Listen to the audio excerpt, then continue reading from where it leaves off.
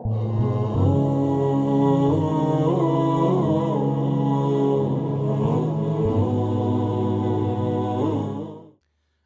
لله والصلاة والسلام على رسول الله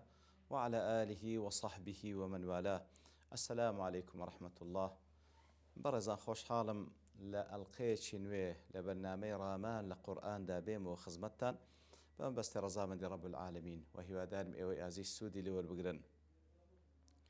بسم الله الرحمن الرحيم ويل لكل همزة لمزة وويلا عذابي تند بإيش آزار لبو كسانكوا عيب عار تانو تشل خلشي دقرن الذي جمع مالا وعدده أو كسكوا لسرق وساسشة كوا عيب عار لخلشي دقري للاي أو دنيا هموشتك تنها خريج كوكرنوي مالو وهروها حسابي دكا ببردوامي يحسب أن ماله أخلده واتدقا أو مالا دبيت معي مانوي حتى لدنيا دا نامري نزا خوي قورد فرمي كلا لينبذن في الحطمة كلا واتا نخير وانية نخير أوي أو تصور دكاكوا أو باري دبيتا معي أوي حتى لدنيا دا بجي نخير وانية باواز لو حالة بيني بلكو با فكرك لمصير تارنوس خوي بكاتو كوا خوي قور برياردا أوي أوصفتي بي همزبي لمزبي خرخريش مالكو كرنوا بي واتبقى أو مالها حتى لبوي دمينتو ياخد أو لقل أو مالها حتى دمينتو خوي قور دفن لينبذن في الحطمة واتا خوي قور با لامي توكيدي قسمي دفرمي بقسم أو كسل روج قيامت فريدة دريتنا وآقر تآقريك حطمة أو آقريكوا هرشتيك فريب دريتناوي بكوتناوي تيشي دشتيني هنده بهيزة كواتا كلاكا لبو بطال كرنوي فكروا تصوروا بهالداتوني أو كسيا وانيا باواز لو حالتي بيني لينبذن فريدة دري نبذ واتا فريدانا كواتا إهانة كردنا أو واتي دقا أو كوا مالي زور بي دبي دايما ريزي لي بندري مع العلم مالي زور معناه أوني أو كسا شاني ويريزي لي بندري مقر أو كسا إن أكرمكم عند الله أتقاكم تسلبوا خواص الحياة أو هندر ريزي لي دندري كواتا لا ينبذن في الحطمة وهو لا ينبذن وكوت ما لبو إهانة فريد دري وهو معناه أوج دقين كوا أو آقر زور قولة خوا بنامان دا وما أدراك ما الحطمة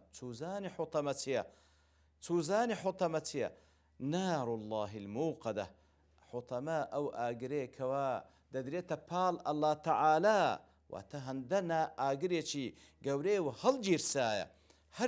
جيرسايا واتا موقدة واتا آقريكا بردوام خوش دكري بردوام قرم دكري موقدية نكي يعني زاري قرم كري ببردوامي قرم دكري وآقر خوابنا من دا آقريك التي تطلع على الأفئدة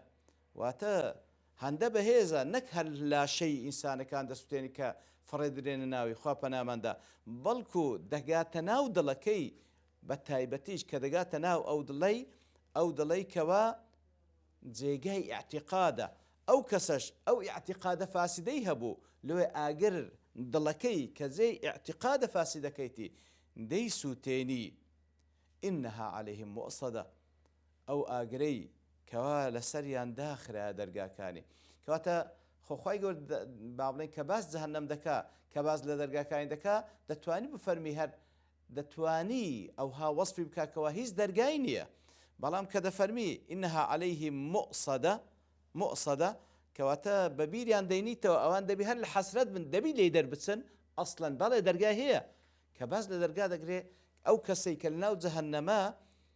أمانة شيلو دروز دبي كوادر بتسي برام خواهي قد فرمي داخرة إلى السريع كواتا بيز قالوا إيشو آزارك تيدانا ببردوامي حسرتيش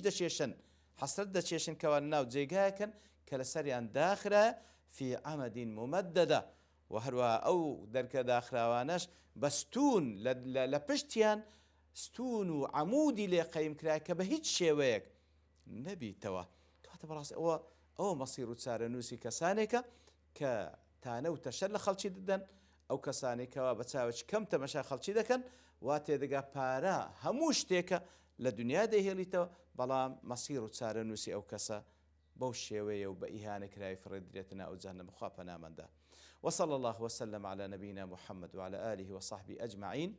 وآخر دعوانا الحمد لله رب العالمين.